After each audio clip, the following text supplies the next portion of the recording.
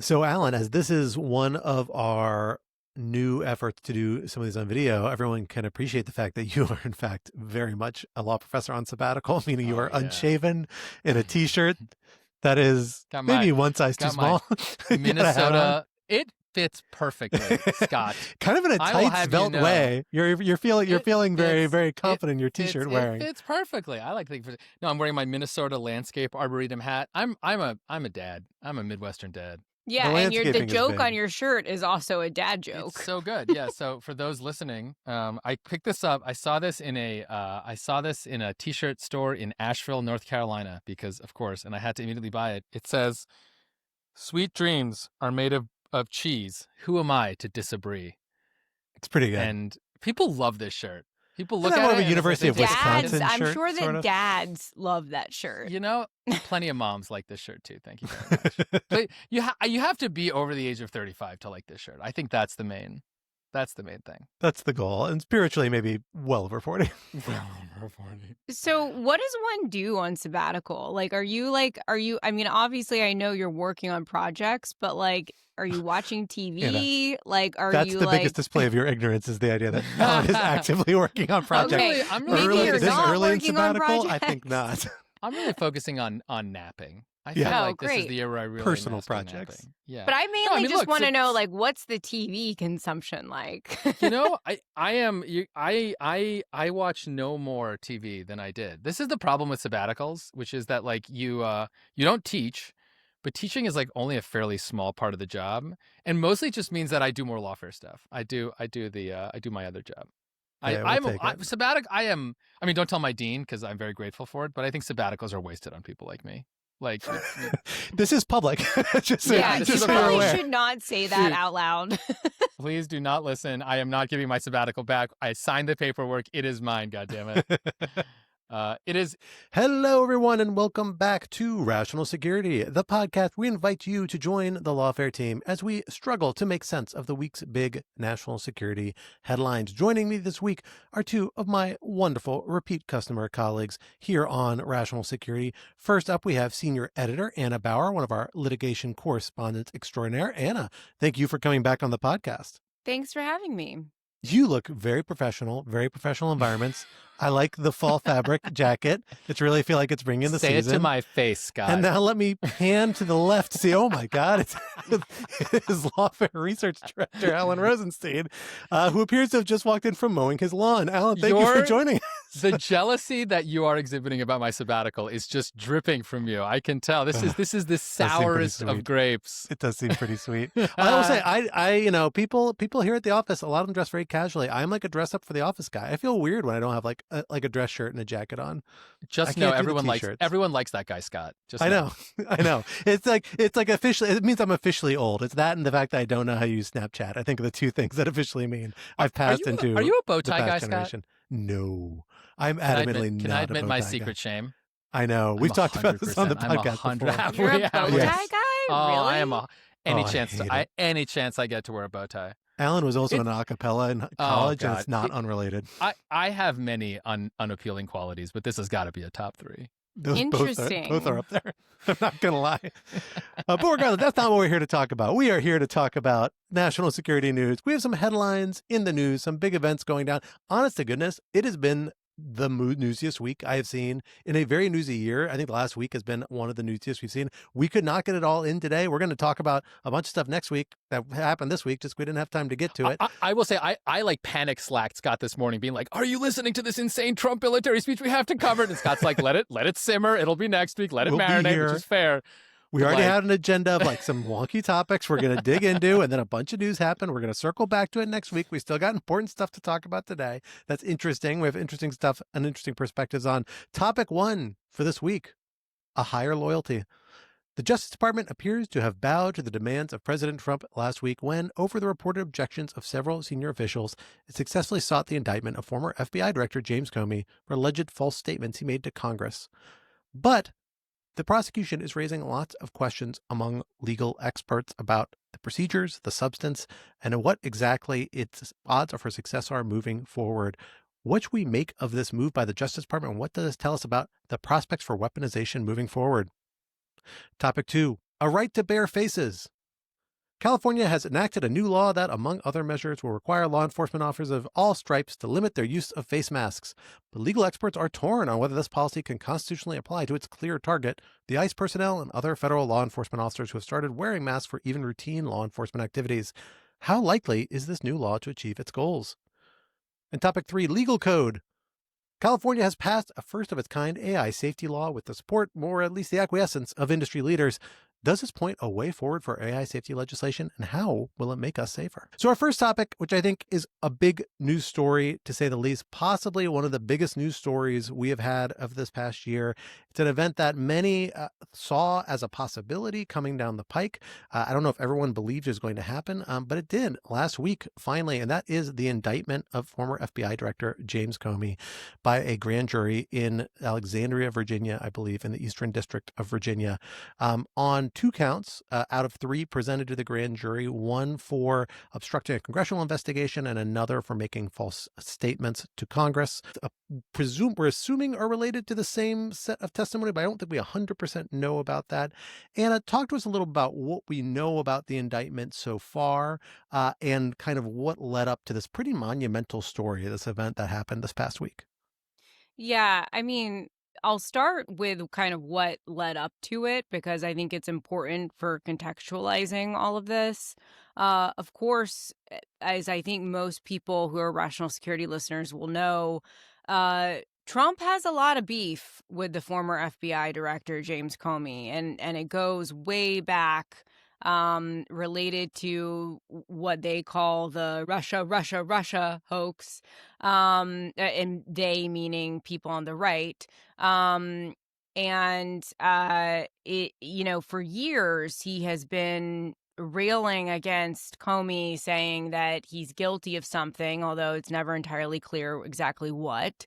He's been very clear that he thinks that Comey is a bad guy, that he's a guilty guy.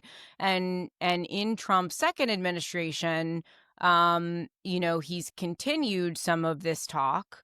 And as of about 2 weeks ago, there was news reporting in which the top prosecutor in the Eastern District of Virginia, a guy named Eric Siebert, basically, refused to move forward with both the investigation of James Comey, and then also Letitia James, another perceived political enemy of Trump. As a result, he was essentially kind of forced out of the job. He resigned. And then over a series of days, it seemed like maybe there was someone, a person named Maggie Cleary, who was going to take over there. But in a series of public posts, Trump addressed to his attorney general, Pam Bondi. He urged her to move forward with these prosecutions, specifically against Letitia James, James Comey, and Adam Schiff, and then mentioned a woman named Lindsay Halligan. That is his former criminal defense attorney, someone who does not have a whole lot of experience in federal court, and who has never prosecuted a single case in state or federal court. So he ends up replacing Eric Siebert, who had just resigned, with Lindsay Halligan, who within a matter of, 72 hours, although it was reported that she was presented with a detailed memo in which prosecutors recommended that charges not be sought against James Comey because they did not think there was probable cause to support it, much less to go all the way to trial and have a jury find a conviction beyond reasonable doubt.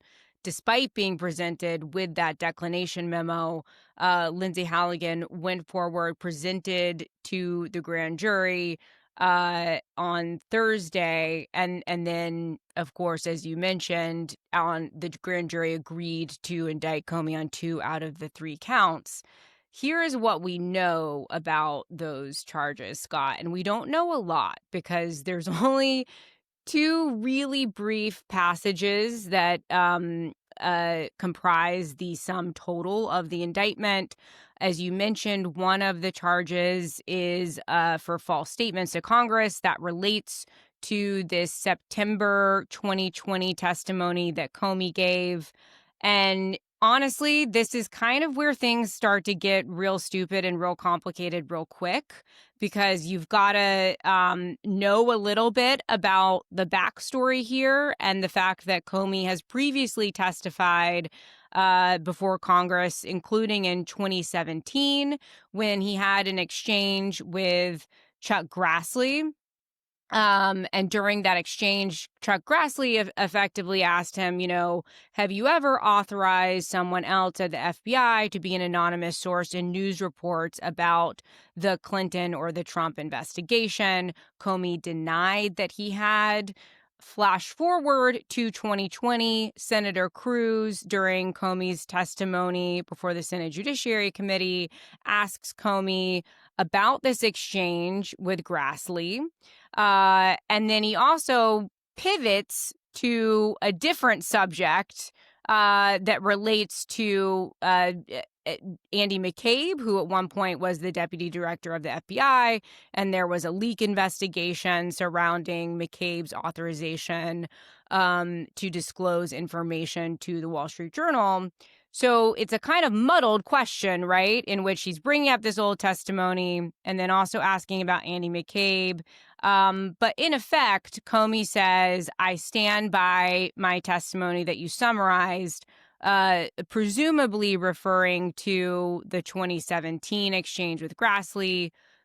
In the indictment that was just issued last week, prosecutors allege that by standing by or reaffirming his testimony in which he said that he had not authorized anyone to be an anonymous source in news reports, that Comey had knowingly and willfully lied about that. In fact, he had authorized someone to be an anonymous source, specifically in relation to, we believe, the reports about the Clinton investigation. We do not know, though, Scott, based on the indictment, what exactly the factual basis is for prosecutors saying that Comey lied about that, or what supposed authorization it's referring to. It says that Comey did in fact authorize someone who is identified as person 3 to anonymously leak information to media outlets. At first, everyone thought, as I mentioned, it was about the McCabe matter. But now there are many reports from various media outlets who say that it instead relates to a matter of Comey supposedly or allegedly authorizing his friend and as someone who served for a time as a consultant or a special government employee at the FBI. His name is Dan Richman. He's also a law professor. And so we believe that it relates to this allegation about Comey authorizing Richman to be an anonymous source in news reports. That is what multiple outlets are reporting. And we can go into the backstory a little bit more, but I think I've said enough in terms of the background and what's happened here to, kind of start the conversation. That's incredibly useful. And I think, and I should say, we've talked, particularly you've talked a ton about this case on Lawfare Live, on our Substack conversations. So anybody who wants to do deeper dives and some of the details around this, look back for those conversations. And of course, written work that we've had from folks on the website over the last week or so. I don't want to dig too much into the speculation of the underlying facts in this case at this stage, in part because I'm not sure that's productive. And I think that's something worth bearing in mind as we see the media kind of spin out around a lot of this, because this isn't going to stay secret for long. Obviously, the factual allegation, the indictment are so bare bones and limited. It would be impossible for Mr. Comey to launch a legal defense if he needed to do that. He's going to demand a bill of particulars, a document that lays out in clear detail the factual allegations against him. And then that is going to be filed before a court. I think it'd be very unusual for it not to be. So I'm assuming that's what's going to happen. And then we'll have a sense of what the actual specific underlying factual allegations are, I believe. There's a lot of parts of this that are worth talking about it procedurally and implications wise. But let's start with kind of like some of the procedural questions, right? Because here we have a case where, at least from the media reports, this was a prosecution pursued under a lot of pressure from the White House, personally from President Trump via social media.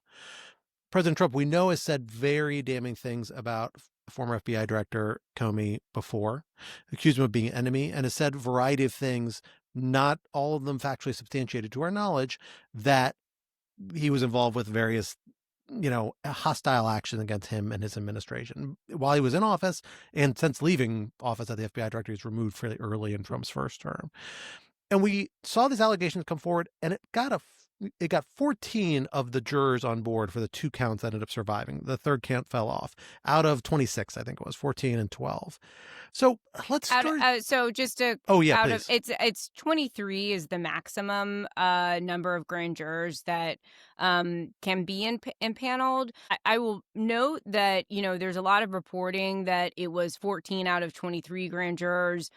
I reviewed the transcript of the presentment, which is when the indictment is handed up to the judge in open court by the foreperson of the grand jury. It is true that there were only 14 grand jurors who found probable cause to indict on these 2 counts, but we do not know what the quorum was of the grand jury. Like, we don't know if it was 23 or if it was the minimum required for quorum to vote, which is 16. But regardless, what we do know is that there were at least 2 grand jurors who would have voted against the indictment. Because you have to have a minimum of 16 for quorum and only 14 voted to indict, then that means, the difference is 2. So at least 2 would have voted against bringing the indictment.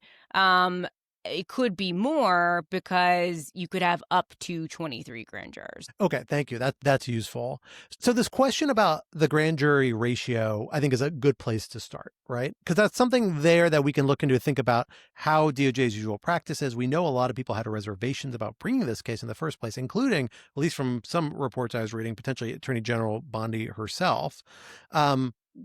In part because they were worried that the evidence wasn't strong enough to stick, but they were able to persuade a majority of the grand jury, we don't know the exact margins of it, that there was probable cause for this case. Alan, talk to us about what we can draw, if anything, about the ratio or how this kind of philosophy going in to a grand jury is for DOJ. I mean, how are Justice Department attorneys, of which you used to be one, although I know you have limited prosecutorial experience, but still useful for our purposes, talk to us about how, by your understanding, this fits within DOJ practice generally. I can't believe you would downplay my incredible 6 months of trying. It's more than I have. trying. Or Anna, I believe. Lame drug cases in Maryland. I was very bad at it was remarkable how bad I was. But that's for a Patreon exclusive episode. And look, I should also say, probably by way of disclosure, that I am not exactly an unbiased commentator when it comes to Comey-gate. I'm close friends with his daughter Maureen, who went through her own purging, of course, when she was fired earlier this summer at SUNY. We're friends from law school, and I've met Comey a few times. So again, I am not unbiased. I don't think you have to be, though, particularly biased. Just all that said, to think that there is a lot of bad stuff going here. I mean, this is. I don't know. The polite way of saying this is that this is very unusual. The more accurate way is that this is the wholesale collapse of the Justice Department as a rule of law institution. And so, we can wordsmith it however we want. So I'd say just a couple of things of how bizarre this is. So the first thing is how bare bones the indictment is, right? Like, if you're going to go after one of the most polarizing, let's say it, right, high profile political figures of like the last decade, right? You don't do it in a page. You do what's called a speaking indictment, right? It's long, it's beefy, right? It gives all the details, right? I mean, I remember there have been a million of these, many of them against Trump. But to give a sort of less politically charged version, I mean, we all had a good laugh as we were reading through the indictment against Bob Menendez and the gold bars, and like, that's how you do it, right? And part of that you do it because it's a show of strength, but part of that you do it because, especially when there's such a politically salient prosecution, you want to, from the very beginning, reassure the public that you're not just doing this for lulz. Like, you have an actual case. And of course, just because it's in the indictment doesn't mean it's true, right? It's all alleged and stuff like that. But the Department of Justice is not in the habit of putting stuff in speaking indictments that are then false, right? So the fact that you end up with this 1 page or 2 page, however long it is, indictment just shows it's another example. There's probably not a lot going on there, right? Another point is, of course, the refusal of any career prosecutor to have anything to do with this, right? Which is an indication of just their professional judgment, of their sense of ethics, of their sense of not wanting to get disbarred after all of this, right? Then you have the reports about Pam Bondi not wanting to be involved in this. And that's important, not because the Attorney General should actually be involved in a necessarily a prosecutorial discretion made by some U.S. Attorney's Office, but because in a situation like this would be relevant. Pam Bondi is, of course, very tied to Trump, so you'd think she'd want part of this to make her boss happy. And again, to be polite, Pam Bondi has not distinguished herself either in her commitment to the rule of law or basic legal competence. I won't go on a TikTok tangent here, but I've ranted about this before. So the fact that this is too far for Pam Bondi, right, is a hell of a thing. And then, of course, you just have, I mean, the public, I mean, that's the thing about Trump, right? And we've been talking about this for a decade now. He does it in public, right? Which almost makes it harder to pin something on him because, you know, there's this like, well, if he's doing it in public, he has nothing to hide. I mean, he's just shameless. So that's the issue here. Putting pressure on the Department of Justice, you know, announcing all of this, installing a completely unqualified former defense counsel of his, right, who may very well, honestly, not have any confidence in this case either, to the extent that she even, and I'm not trying to be mean here because being a prosecutor is hard and I don't pretend to have expertise, but neither does she. So, like, I just think when I say she's incompetent at this job, I actually don't mean that as a criticism generally of her. She is, technically speaking, incompetent at this job in the way that I would be incompetent at this job. So she may literally not know whether this is a winnable case. Now, everyone around her has told her that it's not. So, like, presumably that says something. But she may not know. And even if she does know, she may not care, because I think it would not surprise me, especially given Trump's extremely short attention span. He just wants what he wants now, right? He's not so different than my 2-year-old toddler in this respect. He wants it now, and he doesn't really care about what happens 5 minutes from now. So he got to indict Comey, right? He got to, this is a family show, so they're not, I will let the audience think of the vulgarities that I'm thinking, right? But I really think it's like that, right? His id has been satisfied with a dominance display, frankly, right? Which is all that this is. This is not actually that complicated. And so whether or not the charges get dropped or thrown out by quote unquote so-called judges, who cares, right? Trump got to express his will, right? Trump's will triumphed today, as it were. And, the Halligan may not care because, sure, she might get in bar discipline, but you don't need to be a member of the bar to be a Fourth Circuit judge. Yeah, and look, if I could just underscore here too some of the ethical duties that are at play, in the Justice Department, Principles of Federal Prosecution and the Justice Manual, you are not supposed to bring a case unless to do any of this. Unless you're not supposed to do any of this, but also, you're not supposed to go before a grand jury and try to indict someone and bring the full power of the federal government against them in terms of bringing a criminal prosecution unless you believe that it is supported, A, by probable cause, B, that a jury would likely convict beyond a reasonable doubt, and C, that conviction would be held up on appeal. You also have ABA and like bar ethics rules that say, you're not supposed to do this unless you believe that it's supported by probable cause, et cetera, et cetera, et cetera. Lindsay Halligan has been told by people who have way more prosecutorial experience than she does, because basically everyone has more prosecutorial experience than she does because she has none.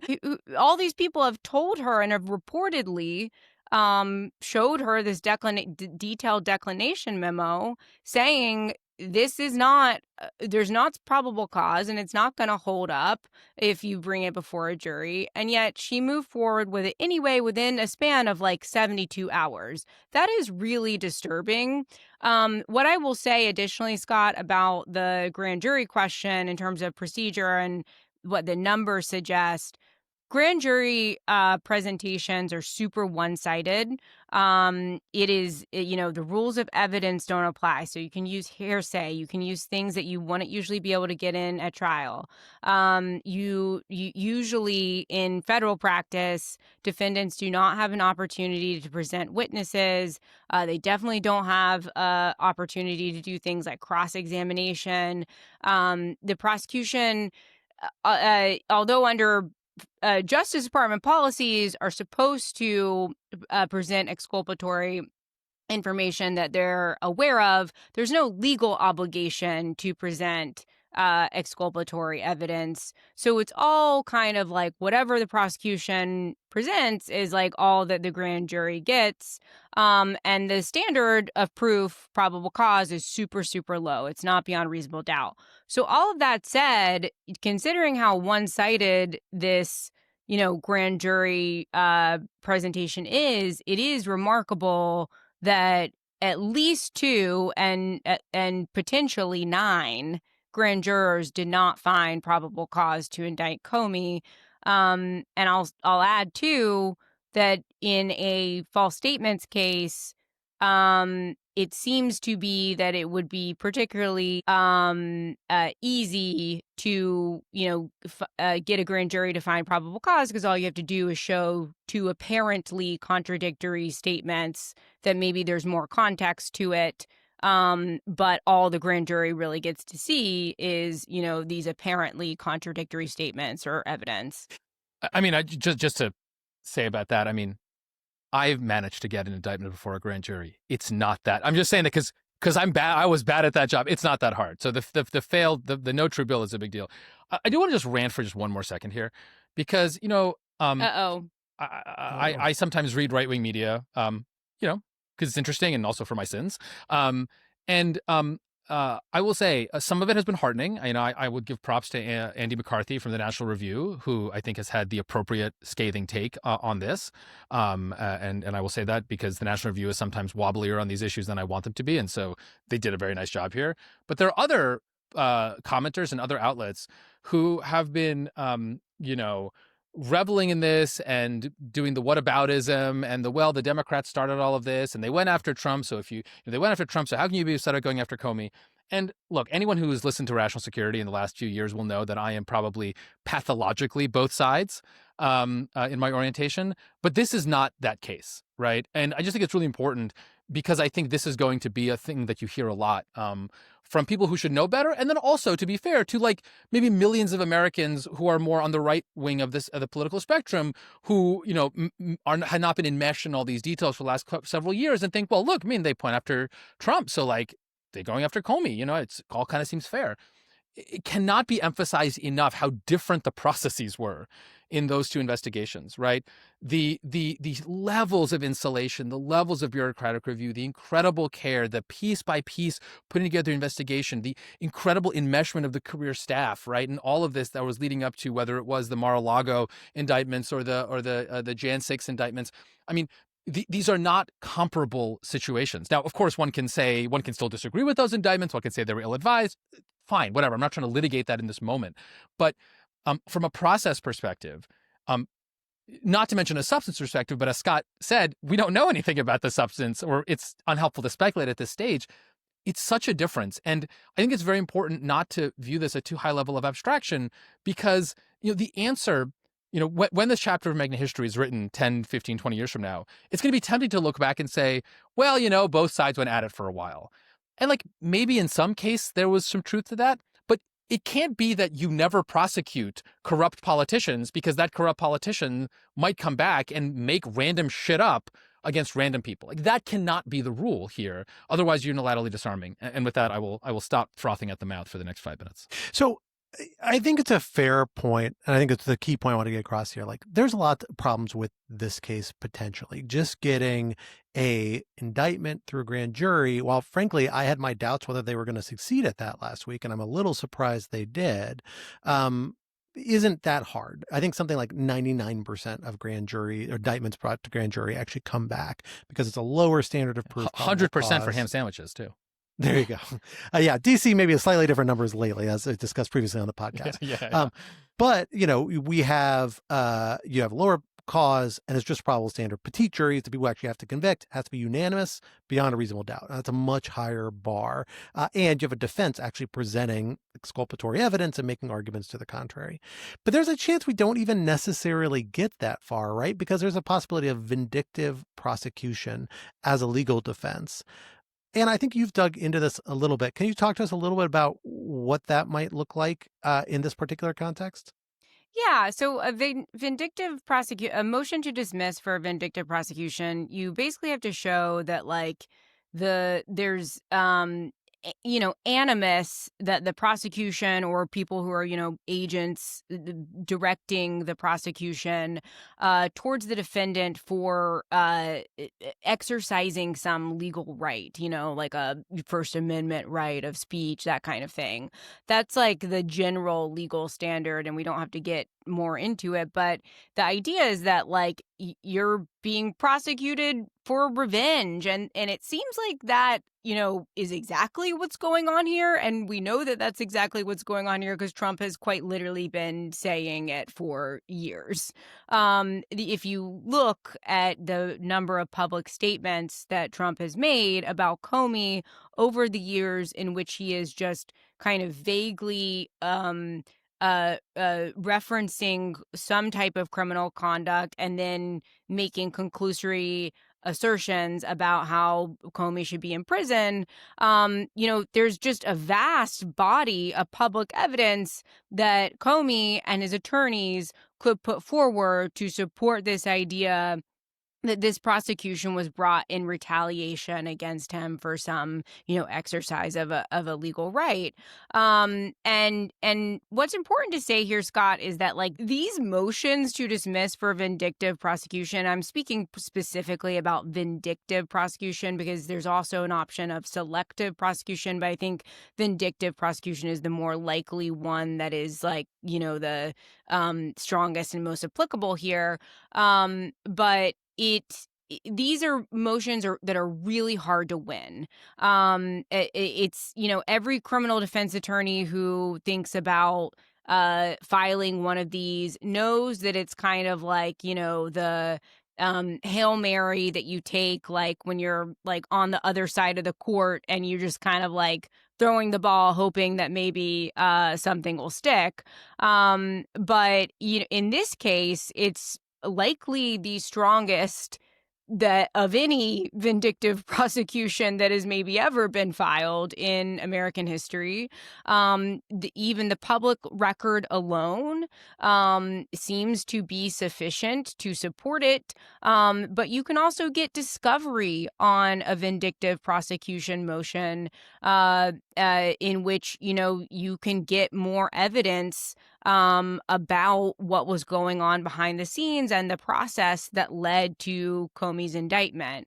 I will add to this that Trump himself, in the New York case, in the classified documents case, in the DC case related to election interference, filed these selective or vindictive prosecution motions. For example, in the case before Judge Chutkan that related to efforts to overturn the election, they cited things such as private remarks that Biden made to his inner circle, in which he said things or allegedly said things I wish that Merrick Garland would hurry up or something to that effect. Things that are and again, these are reported private remarks that are being made. And those are the types of comments that Trump's team include. And Todd Blanche, the number 2 at DOJ, is the guy who filed this. Though that's what they were saying was sufficient to be to succeed in a vindictive prosecution claim for Trump's cases. Meanwhile, Comey has an actual public statement from the President of the United States telling his attorney general effectively move forward with these prosecutions. He's got, again, like I just said, the years of comments that he has made about Comey. So I think that it's really clear that there's a very strong case to be made here. But if you get to a vindictive prosecution motion and it's successful, it means that the case will be thrown out, so to speak, not on the basis of Comey being factually innocent. It's on the basis of, these process issues that we've discussed. And so I think that his legal team, if, as we've seen in the video that Comey released, in the wake of the indictment, he said something to the effect of, okay, let's have a trial. I'm innocent. And so I think that, his legal team and Comey himself will have to make a judgment call of do we want to move forward with trying to get the charges dismissed on vindictive prosecution grounds, or actually try to prove factual innocence at trial. I think it would honestly be, I think any defense attorney is probably going to recommend, we have to file this vindictive prosecution motion because it's so strong. But who knows? Yeah, it is really remarkable. And it is it's an interesting test case in this case, because you are bearing in mind that there might be limits on the types of discovery, the president's role in prosecutorial discretion in the context of the immunity decision. I think that language has probably been overtaken to some extent, but there is a question about how much scrutiny certain core aspects of the president's duty may be subjected to. That said, you can't completely cut out discovery from this context, because that would essentially, wipe out the meaningfulness of these sorts of defenses or these sorts of legal causes. So, long story short, I think this is really an exceptionally interesting case, and it may be a little bit of a double-edged sword for the government in this case, because you're going to get a lot of facts come forward that are really, really tricky. And I wouldn't be surprised, frankly, if we see a long, long fight over discovery of this that prevents, because you have to resolve that motion, the vindictive prosecution motion, before you can move on to the trial. I mean, this could be years-long litigation involving a lot of these difficult questions. And I gotta question whether that's going to be a more painful process than the administration's fully anticipated. And the president's certainly not anticipating it, because he's just adding more fuel to the fire. He's giving more and more data points they can use to not just potentially prove vindictive prosecution, but also make the case for more further discovery and talk about how all this kind of ties together and actually impacted the decisions by the Justice Department. It's too bad. It's too bad that Comey isn't a really experienced federal prosecutor with really experienced federal prosecutor buddies that can help defend him, because that sort of person would really know what sort of motions. But it's too bad that he's not. So, oh well. Well, and I one other thing I will add too is that maybe Lindsay Halligan doesn't care what happens to her bar card after this administration is over, but I suspect that a lot of these career prosecutors who actually know what they're doing do.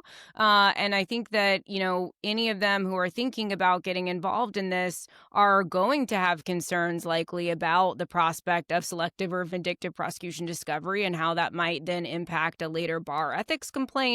And so, if on the one side you've got James Comey and his very experienced criminal defense and former federal prosecutors who are defending him, on the other side you've got Lindsay Halligan and maybe nobody.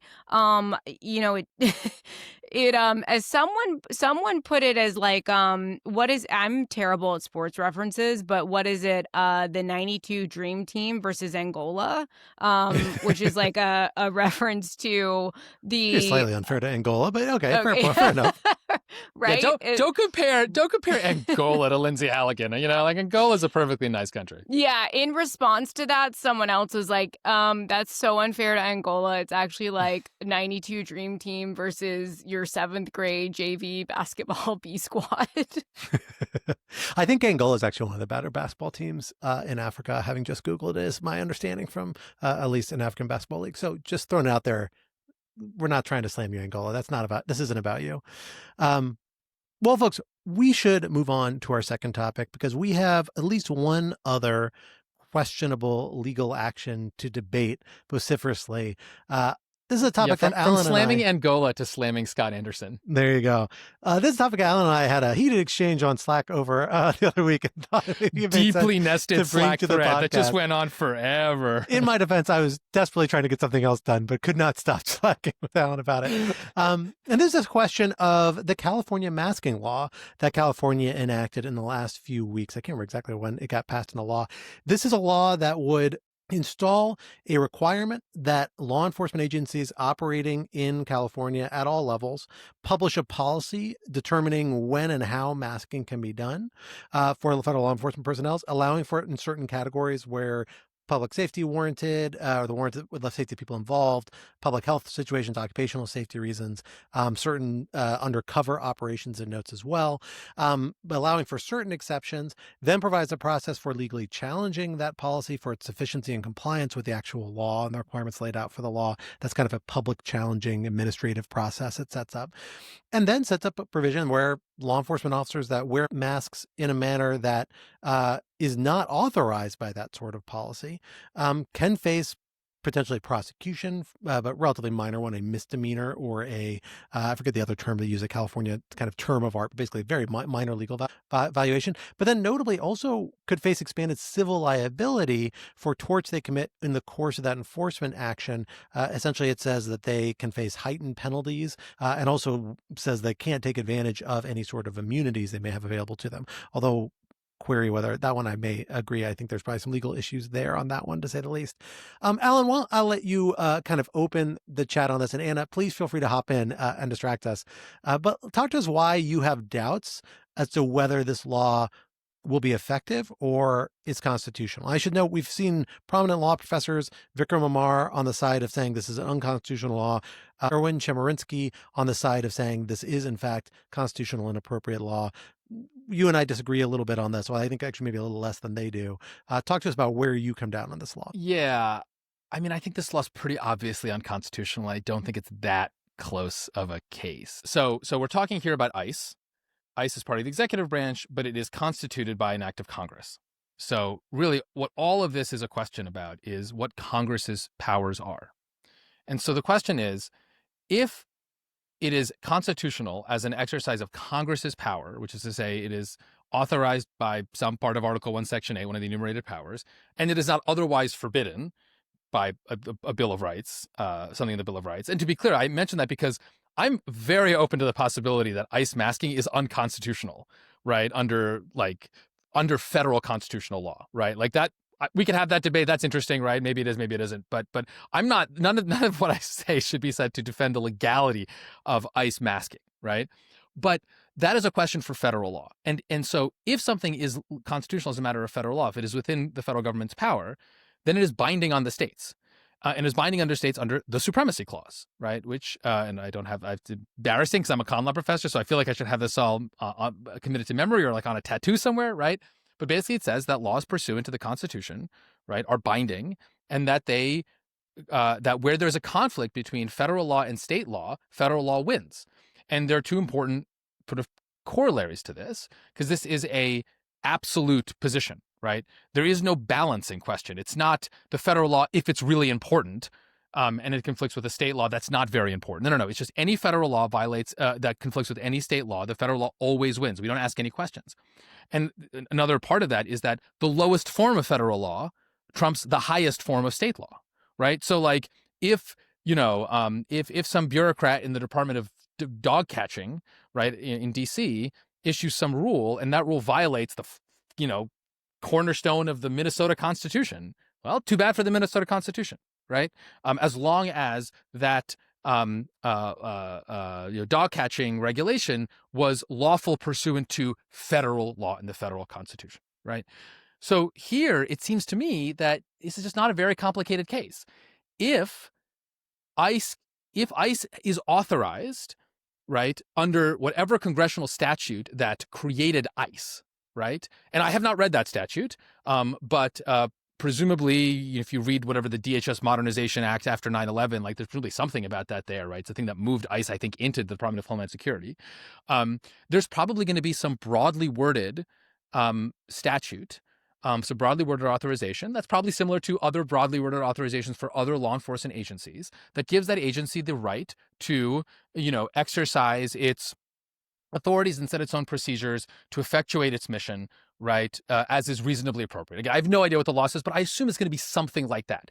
And I assume that because no one has said anything to the contrary. And if all of this was illegal, what ICE was doing mask-wise, presumably someone would have pointed out the provision of federal law that makes that illegal. And just to finish that, and I'll shut up. And if that is the case, right, then California, right, simply cannot, under any circumstances, interfere with that, no matter how offensive this is to Californians, no matter how artfully California pleads that California's sovereign interest, blah, blah, blah. We have a federal government for a reason, right? This is the entire purpose, right? And I'm going to get kind of sharp here because I think liberals should know better. This is just state nullification, right? And once you go down this path, it gets ugly very quickly. And so what annoys me about this is not just that this is illegal, but that, at least in my view, it's so clearly illegal that this is just posturing on the part of California, right? And I find posturing upsetting, whether it's posturing from the right or for the left. All right. I go a little bit back and forth on this, I will say. When I first heard about it, I was like, I don't know if that's legal. And then I started looking into it, and especially like following the litigation in AAUP, which is a case that we just got a decision about today, actually, from Judge Young, in which he found that the Trump administration illegally targeted people who had expressed pro-Palestinian speech, people like Ramesa Ozturk, had targeted those people for deportation. And in the course of this opinion, it, talks about the mask policy, and throughout this litigation, it has become clear that there is no mask policy that DHS or that ICE has. They are permitted to wear masks, apparently, according to Todd Lyons, but Judge Young specifically says there is no mask policy. In fact, Todd Lyons has said, I'm not necessarily in favor of these masks. But they are permitted. Alan, I am not up on the Supremacy Clause case law as you guys are, but I do know a little bit about especially Supremacy Clause immunity because, Alan, we wrote a piece that touched on that when it came to the Trump litigation and removal issues, and some of that raised Supremacy Clause immunity issues. My understanding is that the test that has been articulated by the Supreme Court, first, if you're raising Supremacy Clause immunity, there's a question of whether the action was necessary and proper for federal duty to exercise federal duties. But then more broadly, there's this question of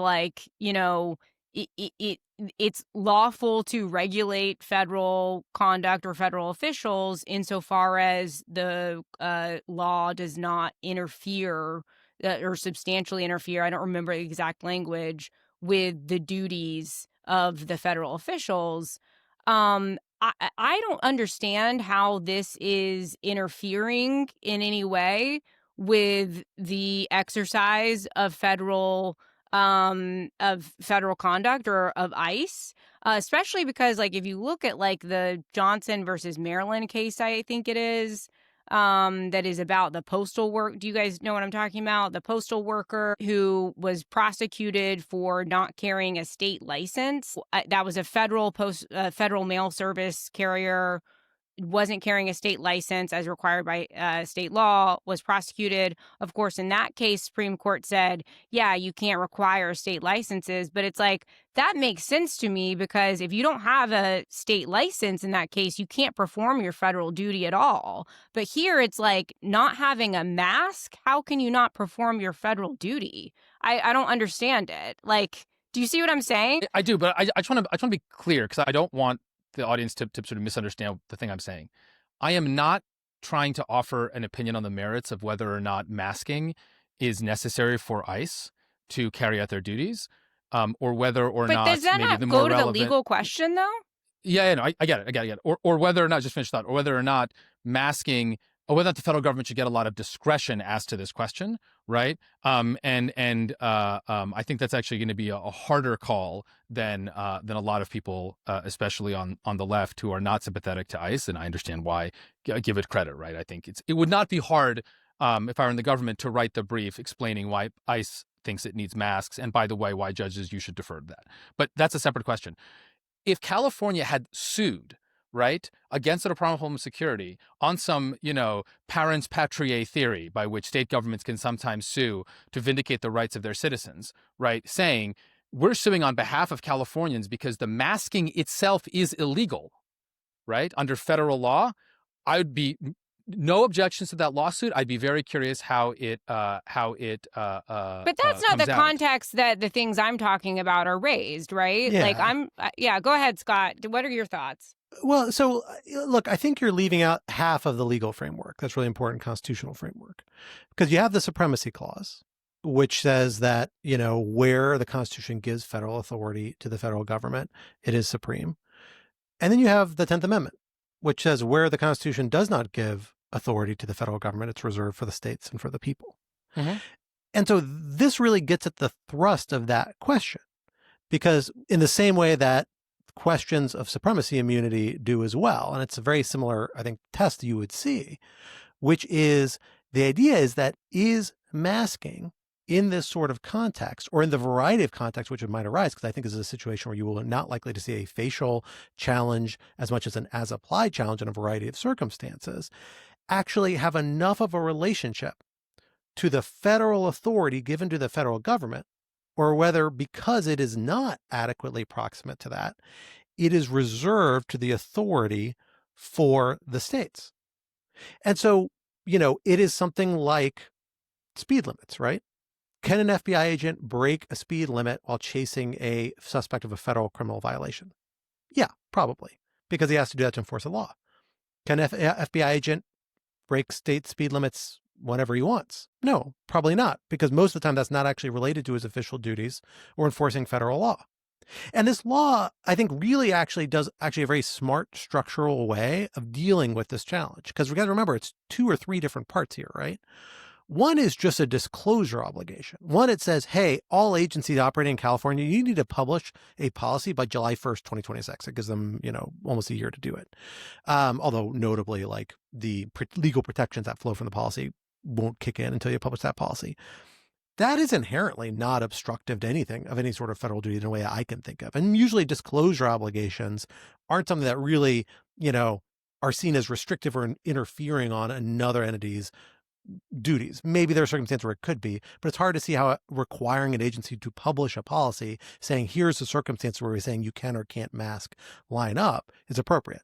Then individuals can challenge that policy, the sufficiency of it.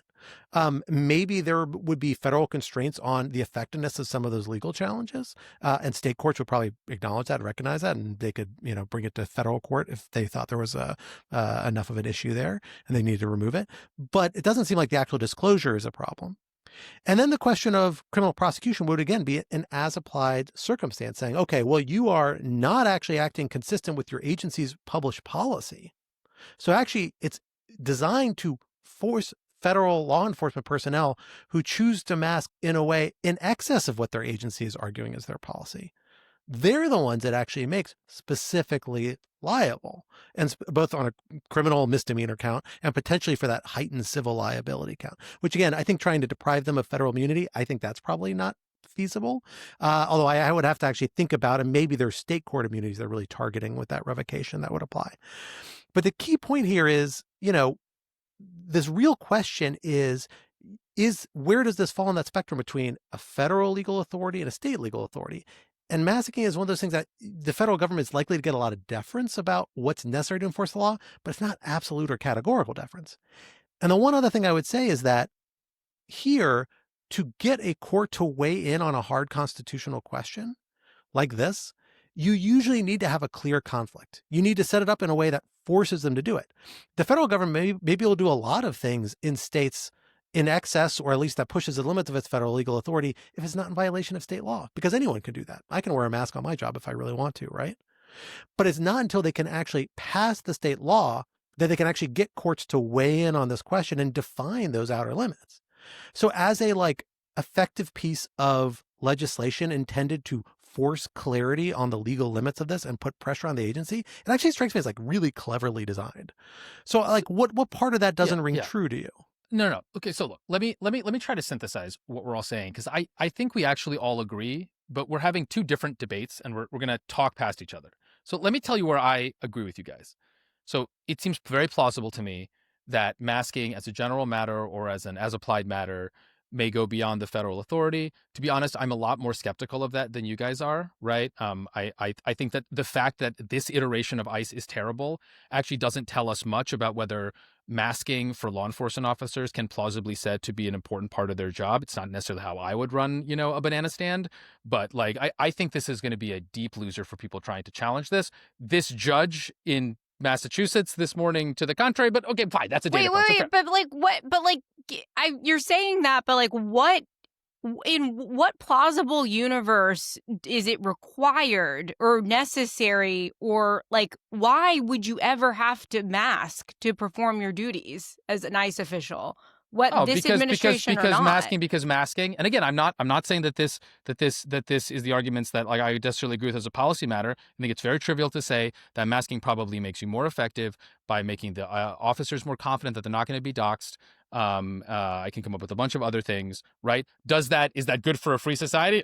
Probably not, but I don't think it's that hard. And necessary here, right? In the Supremacy Clause context is interpreted extremely broadly. Right. So I just think under most of those, but that's not the point I'm trying to make. The thing that worries me, right, is so with all of that, and I think your point, Scott, about this is really a set of test cases and stuff like that, and that's cleaner than Rosenstein's idea about parents patria loss. It's okay, that's interesting, right? That's a cool debate we can have. Fair enough. I think those people, and again, I don't know Vikram Amar, but I would guess that this is part of what was motivating his, I think, fairly sharp response to Chemerinsky, right?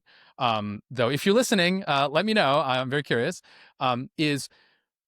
That the way this is being discussed in the media and the way this is, I think, being discussed by Gavin Newsom, right, is I am standing up, right, as a Californian against an overreaching federal government because this violates California values. Fine, fair enough.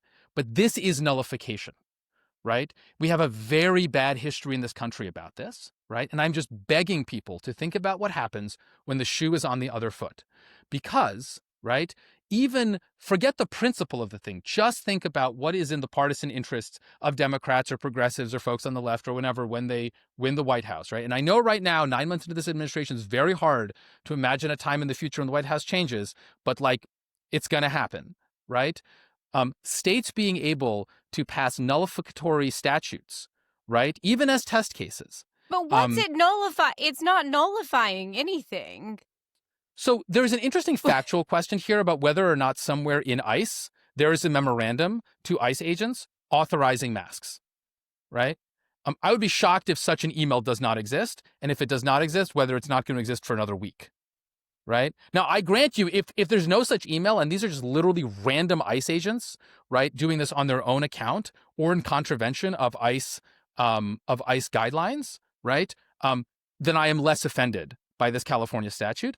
I just find it so implausible to me that this administration, this ICE, this Kristi Noem, right, would not be delighted to issue a very quick internal memorandum that is not going to have to go through APA notice and comment rulemaking or anything, right? They can do this this afternoon, that says mask if you feel in your professional judgment that is valuable. Right? Well, At which point now we have, I think, a real nullification issue. So to be clear, what I was trying to say earlier is that we have testimony on the record from officials that there is no mask policy, but they are permitted to wear masks if they want. So is that a policy? That is the permission written down somewhere? Because that's all you need for a policy. But again, doesn't it strike you as the standard being do it if you want federal agents? Probably going to be not the best argument if you are trying to make the argument that this is necessary to enforce federal law to a court? I could make that Because argument with this. because again, I say we hire ICE agents, we train them, we defer to their professional judgment. If an ICE agent in a moment thinks it is a professional judgment to wear a mask, right, that is an exercise of federal authority based on the federal training we give them. Federal, by the way, supremacy clause. Yeah, but I don't think that's persuasive in the same way that you couldn't say, hey, any FBI agent just drive as fast as you want anywhere in the state. Like, because otherwise the 10th Amendment doesn't mean anything. So like, then I think you're right that you're likely to get how much deference is the court going to give. I have no doubt they're going to get lots of deference, and California recognizes it, right? Like, this law has tons of exceptions, not tons, but like two or three really broad ones, right? Any undercover stuff, public safety, public health, occupational things, stuff like that, right? Like, there's big carve-outs. Like, actually, the number one thing it's trying to do, which I think is interesting, is to pin the agencies down on having to publicly promulgate a policy and then forcing agents to comply with it. And that actually, again, like, that doesn't strike me as fundamentally that. If that's all this boils down to, law. if that's what this ends up boiling down to, I will cool my jets. I think Cujo will go back into his cage. I don't think I think the rhetoric around this law is like kind of spun out in a lot of different directions, which is not surprising. Look, it's a politically motivated law. Like, that's really true. Most laws are to some extent or another. I may just be channeling my antipathy toward Gavin Newsom's political rhetorical style. This may be clouding my judgment on this one, but I think that's important in this very testy democratic environment. Small d democratic environment where norms are getting shredded left and right, and I'm just getting uncomfortable. I don't disagree, but I also think there's like a lot of merit in this moment, setting aside like, state nullification and the problems it's had in the past. Also, like, really good reasons to say we also need to test the limits of the federal authority. This is a good moment to do that. You have a point. Particularly when they're doing it in ways that don't necessarily correlate to the laws Congress has enacted. Or at least not as clearly as maybe it needs to. So anyway, that's where I come down. I'm going to remind you this conversation under the AOC administration, Scott. There we go. We'll see. I'm sure I'll feel the other way on the other side. Let's go to our third topic. That always brings us back to the state of California. We had another really interesting law enacted just in the last 72 hours, I think, or signed in the last 72 hours, I should say, by none other than the aforementioned Gavin Newsom. And this is a new AI safety law. We talked about California's very controversial AI safety law on this podcast, I think a year and a half ago, when it got vetoed by Governor Newsom. This was law SB 1000 something. I can't remember the actual number. 1047. Thank you. That would have done a number of things that people were worried were going to deter the ability to develop AI companies, that was going to chill and constrain AI companies from developing forward-leaning models, a lot of which was focused around like liability and concern for catastrophic risk, assessments of catastrophic risk. This new law does have some of that in there, but it focuses a lot more on disclosure and public articulation, requiring articulation of plans by the AI companies. Alan, you follow this stuff closely. Talk about what this law does and why this law, whereas the last one faced strong opposition from the AI industry, this one mostly met with silence and, in the case of Anthropic, actually an endorsement. Yeah. So if you don't mind, I'm gonna log roll for just a second. So we have, as folks may know who listen to the Lawfare Cinematic Universe of podcasts, there's a new podcast, relatively new, called Scaling Laws, which Kevin Frazier, another senior Lawfare editor, and I are running now. Kevin and I this morning did a rapid response recording, or this morning being yesterday morning for those of you listening, a rapid response on Governor Newsom, who Kevin accidentally, but I think hilariously, called Gaviner. So I think we call him the Gavinator, which call him the Gavinator for now. That's not an accident. That's a straight Kevin. So by the time you're listening to this, if you want 40-minute deep dive with some very bad jokes on SB 53, which is this new law, you can listen to that wherever you get your podcast. Just search for Scaling Laws. SB 53 does three things. It kind of reverse order of, I think, salience in the political environment right now. One thing that it actually does that is the least important in the near term, but I think is going to be really cool in a year, is it sets up a task force to recommend what they're calling Cal Compute, which would be a public, basically cloud computing cluster that California would run, which I think is like nothing that's going to happen anytime soon. And given how the fast rail in California is going, like, who knows if it'll ever happen. But it is a cool idea, and props to them for thinking about creating sort of a public option for computation, which is like really important as AI becomes more and more important. The second thing it does is it increases protections for whistleblowers in the big AI companies, so that if they are worried that the AI is going to do something bad or is going to go all Skynet, if they report that to the Attorney General of California, a federal agency, or within the company itself, they can't be retaliated against, and that's actually, I think, meaningfully important. And then the third thing, and this is the thing everyone's talking about, are these transparency requirements. So basically, if you are a frontier lab, which is to say you are making the most advanced models, and you're a big company, so you're making like $500 million in revenue a year, which amazingly is not that large of amount in this space. It's a lot for me, but it's not that much in this space. Then you have these, I wouldn't call them onerous requirements, but you have non-trivial disclosure requirements. You have to report to the state government about any catastrophic risks, which is then defined as like $50 million or the death of 5 or more people, which is like, that would be a big deal if AI caused that. And I think that's not super controversial. And the other thing you have to do, I think this is where there's going to be some controversy, even though, Scott, you were right. The AI companies either supported it like Anthropic, which has always been safety conscious, or they've kind of just shut up about it because they probably wanted to give Scott Wiener, who's the main California state legislator, like a win on this and just like get him to stop bothering them for, a year. Though we'll see if this satisfies him or just makes him more excited. They have to publicize on their websites their safety plans. Now, what's interesting, if you read the law closely, it doesn't say that they have to have safety plans. It's that they have to publicize the extent of their safety plans, and specifically they have to like answer a bunch of questions like, what is your safety plan? How would you respond to this threat? How would you respond to that threat? What third-party evaluators have you used? How do you fit into federal, international, and industry best practices? Now, the answer, as far as I can read the statute, can be like F you to all of those things, but you have to publicize them. Right. And so the assumption, I guess, and I think it's not a bad assumption, is that, even XAI, right, Elon's company that makes Grok, is going to be like vaguely embarrassed to publish on their website, we don't do any of this stuff. And so it's a kind of forcing function. It's clever, right? I mean, it's funny because it's a little bit. I mean, it's a little bit like the previous segment, right? Of forcing these entities, whether the ICE or our other sovereigns, the AI companies, to be transparent about what they're doing.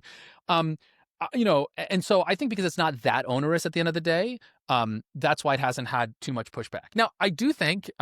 I know folks in this area, and so there are some interesting group chats happening right now about like whether this actually might raise some constitutional questions, because there is an important First Amendment case from the 1980s called Zouderer, which sets out when the government can compel commercial entities to publish commercial information.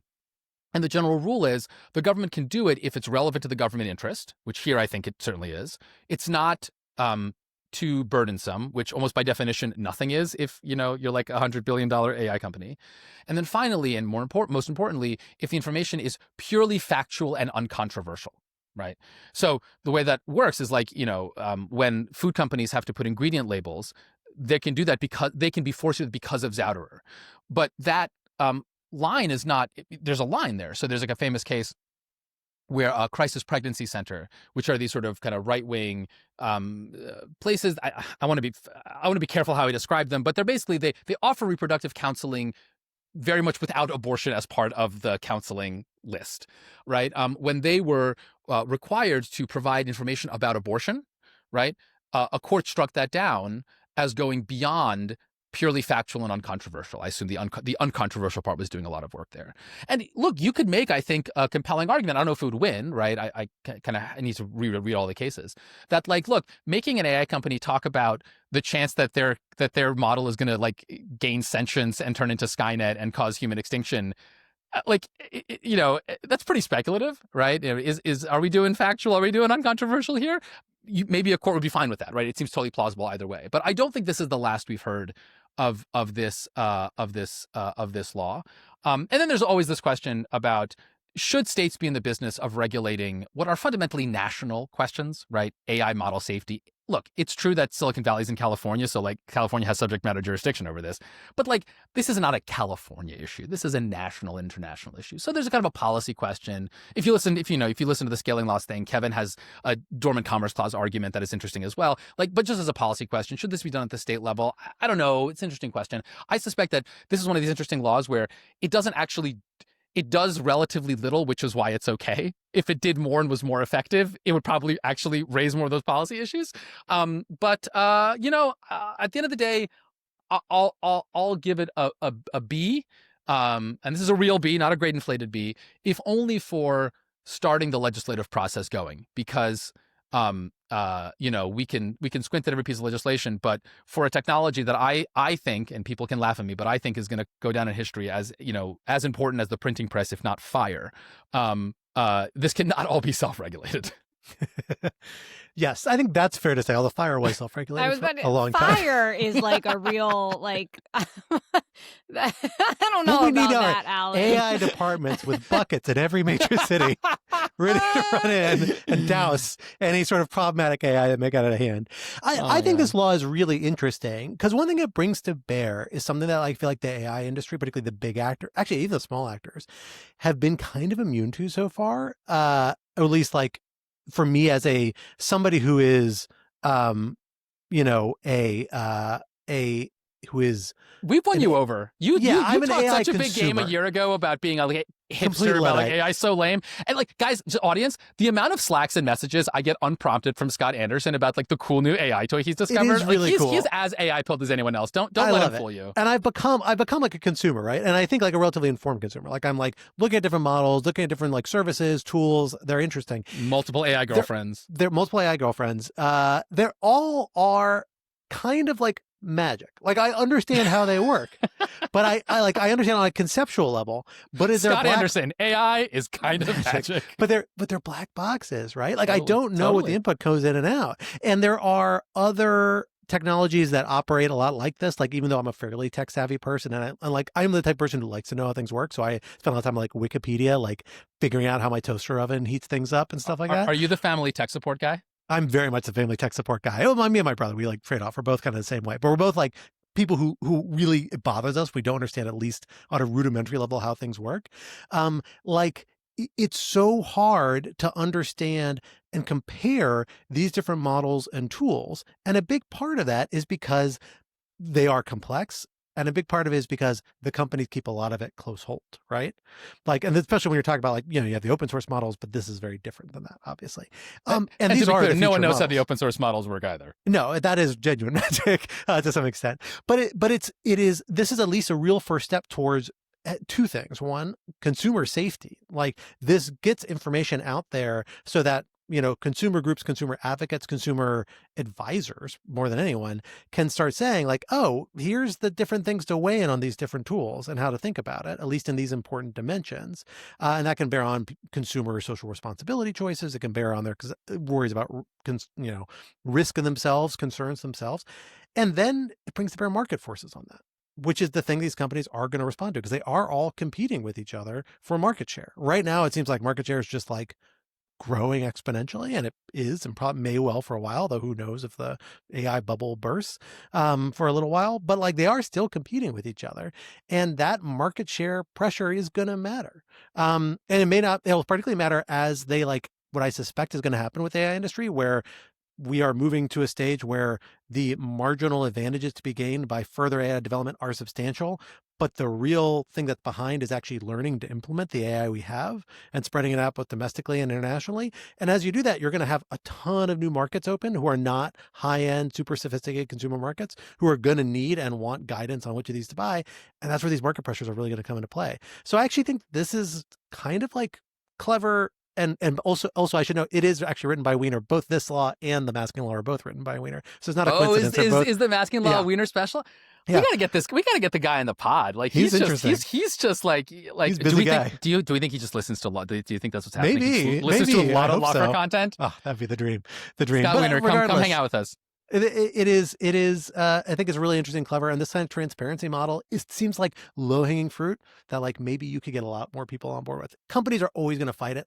They hate transparency. Every regulated agency, they always complain about the disclosure requirements, and they can get onerous, but it's not asking that much of huge companies, of whom there are really only 8 or 10 that we're talking about that hit these thresholds. So I don't know. Yeah. I think when you're richer than God, just hire another intern to do your. There you go. Exactly. Well, folks, that brings us to the end of our time together this week. But this would not be rational security if we did not leave you with some object lessons to ponder over in the week to come. Alan, what do you have for us this week? Okay, so in continue the AI theme, my object lesson is an AI product. I am a very hobbyier coder. Hobbyist is doing most of the work here. I'm very bad at it, but like it satisfies. I really liked video games when I was a kid, and I don't know. I'm a grown ass man, and it's like feels like I feel guilty about playing video games, but it's the coding stupid little stuff like totally satisfies that itch. But I'm not very good at it, and a lot of coding is actually kind of the boring parts of like remembering the API and like what is this variable called, what is that variable called, right? And so vibe coding, which is using agentic AI systems to help with that, can be really fun. I think like in Silicon Valley, it's actually useful. But for people like me who just do this for fun, it's just like it's a lowers the barrier to entry to go from idea to like something fun, and you can still learn a lot if you use it correctly, right? And so there have been a lot of these tools, and I've played with a bunch of them over time. But Anthropic, the maker of Claude, released its latest model, 4.5 Sonnet, or Sonnet 4.5, I think yesterday, earlier this week, Monday. And they claim, and it seems right based on early reports, that it is the best coding model, and they released some upgrades to their Claude Code command line interface agentic system and their VS Code plugin. And so I've just been playing around with it. I made the most dorky thing imaginable, which was a 529 college savings account calculator for my two children, like with graphs and everything, which is, if you know, you know. Scott gets it. You know, it's Totally. we've seen the graphs. God, the cost of college in 2043, it's bad. It is really fun. Like it's just been so much fun. It's actually useful. It's the first project I've made that's like actually useful.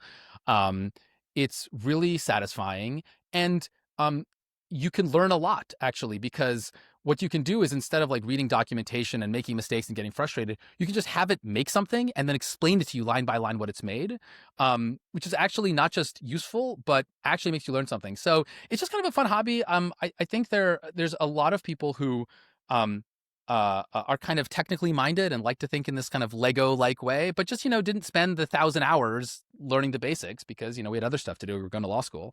And this is really fun for people like that. So I recommend you try it. It's really fun to do. I've had a lot of luck with Sonnet 4.5, but there are a million of these, and there's a leapfrog every 3 weeks with the next model. So go to YouTube, type vibe coding, and just get into it. It's really, really fun. I recommend it. Yeah, I will admit I have been playing around with a little bit of vibe coding myself, and I've enjoyed it. And it actually, you can make like very functional, useful things. Totally. I was going to endorse my favorite AI tool in Alan's honor as he's on the podcast, and that is Notebook LM from the kind of Google suite of AI tools, which I'll get to in a second. But it is amazing and does insane things. But the thing I ended up vibe coding very easily, like shockingly easily, was something that, and you'll appreciate this, Anna, goes to Court Listener and downloads all the PDFs from a whole docket and puts it in one folder so that I can then drop it in Notebook LM and all of a sudden do sophisticated queries to very, very long factual records for litigation. It's really useful. It took me a minute to develop one of these folders. Does it scrape the website or does it use the API? Does Court Listener have an API that you can... it just scrapes the website right now. I probably have an API. I actually am going to need you to teach me how to do this. It is really cool. I was going to offer. Useful. I chatted you earlier, a message saying I got to tell you about Notebook LM. This is what I was going to tell you. Notebook LM. If people haven't encountered this, if you're particularly like an academic or somebody who does like a lot of long form writing or like does a lot of research or repeated writing in like an area, it is the most useful tool I've seen. Deep research is really cool. I use that. I tend to use like the Google Gemini AI toolkit. Does really cool stuff. Comes with good papers that like are as good as like you're going to get from a good RA, and they come back very quickly, but they're not perfect. And like, particularly when you're in a very like kind of technical field that has kind of very like idiosyncratic ways to think about knowledge, like the legal field is, I think sometimes most AI tools don't do a good job tackling that unless you're really, really careful about defining parameters, giving it instructions, context, things like that. Notebook LM, though, is different. Instead of going to search the whole internet, you give it the sources. So you upload a bunch of documents, and then it does the deepest, most intense reading and organization of the data on those documents you have ever seen. So my test case for this is I wrote a law review article on war powers issues a year ago. I had 93 sources downloaded as PDFs that I just took and uploaded in Notebook LM because a pretty good lit review of like, primary sources and secondary sources about war powers the last 100 years. And it spit out a 15-minute summary video, a series of lessons if I wanted to use it to learn this stuff, although I already knew most of it, and then this knowledge map, which was like the most detailed outline that drilled down into super, like I counted over 140 different specific lowest level issue topics, each of which got its own like 500 to 1,000 word essay with footnotes linking back to where it was pulling all this information together. Like truly insane stuff. I think it'd be incredibly useful for like factual records. I'm writing a very long law review article on like historical recognition practice right now. So I'm just uploading all these PDFs into this thing. It's great. So highly recommend it. I think it's the most impressive thing I've seen in the AI world so far. I probably should spend more time with other tools. I'll be more impressed, but it's really, really phenomenal. The stuff it can come up with, and it's just wild. What people don't realize is that we actually replaced Scott with an AI voice model and video model months ago, and that's why I talk so fast.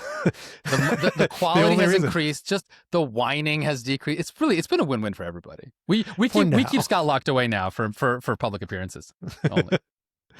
And what do you have for this week? If it's not an AI tool, we're going to be disappointed. It is if you know me, you know that it absolutely is not going to be an AI tool because I don't even know how to work like Excel and Google Docs. So, although I will say I just checked and I have confirmed that Senator Scott Wiener, state senator of California, as I understand it, follows Ben and me on Blue Sky. I have not been able to look through sufficiently to find out if he follows either of you, but this suggests that he may very it's well... It's a virtuous cycle, perhaps. He may very well be a Lawfare listener. So, Scott Wiener, if you're listening, come join us someday.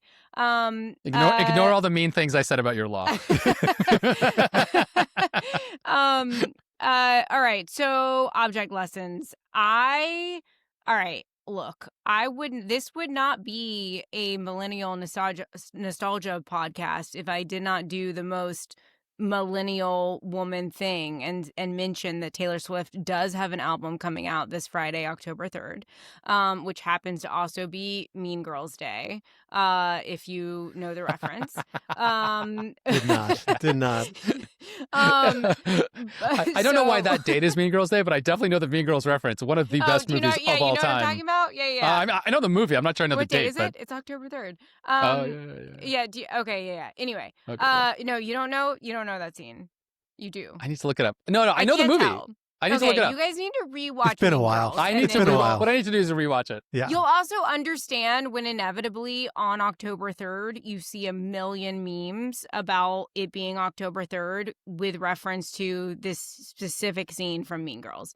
Anyway, my actual object lesson is, as you all know, I recently moved to New York City, and I feel a little bit like I'm like doing all of the tourist things that like I've never done in New York City, like going to shows and like all of that. And one of the things that I recently decided to start doing, is go to a bunch of comedy clubs because in part because after the whole Jimmy Kimmel FCC jawboning fiasco, I made a joke about how I was gonna volunteer for journalistic purposes to go to all the New York comedy clubs and see who had the best Jimmy Kimmel jokes.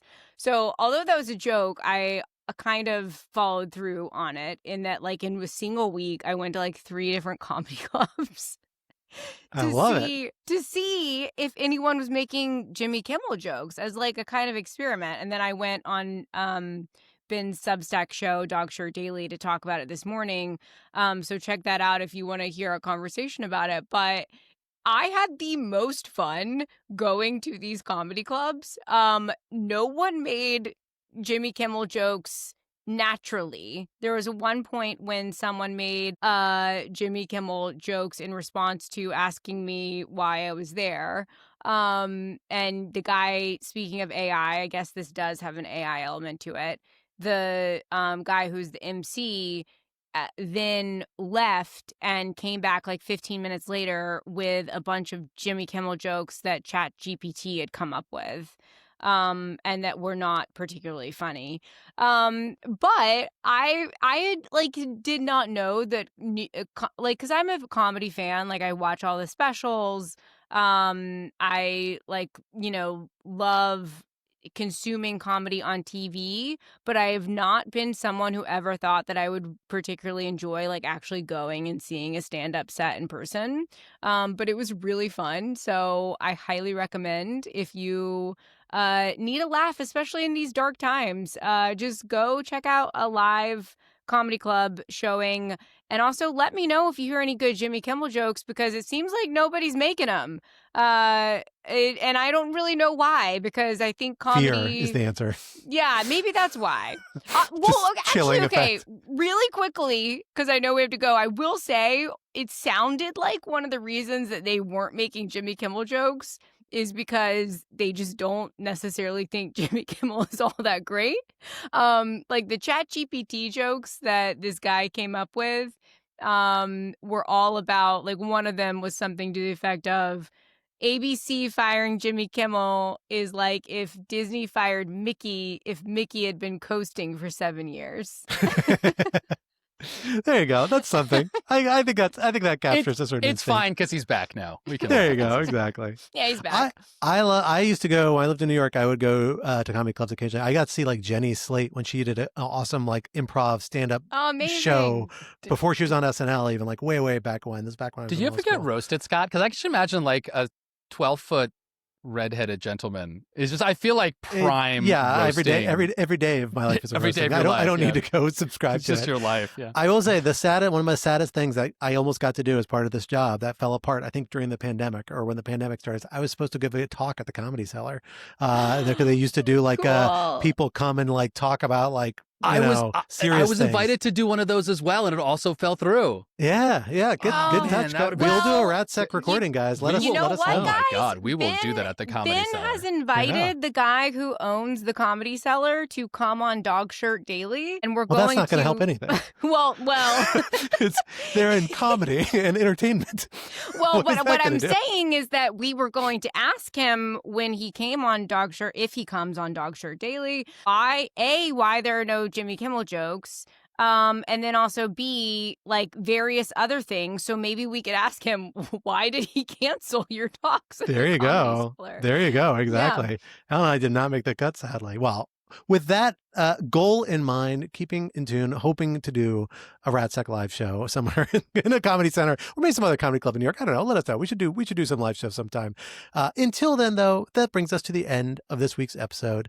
Rational Security is, of course, a production of Lawfare, so be sure to visit us at lawfaremedia.org for our show page with links to past episodes, for our written work and the written work of other Lawfare contributors, and for information on Lawfare's other phenomenal podcast series. While you're at it, be sure to follow Lawfare on social media wherever you socialize your media. Be sure to leave a rating or review wherever you might be listening, and sign up to become a material supporter of Lawfare on Patreon for an ad-free version of this podcast and other special benefits. For more information, visit lawfaremedia.org/support. Our audio engineer and producer this week was Noam Osband of Goat Rodeo, and our music, as always, was performed by Sophia Yen, and we are once again edited by the wonderful Jen Patcha. And on behalf of my guests, Anna and Alan, I am Scott R. Anderson, and we will talk to you next week. Until then, goodbye.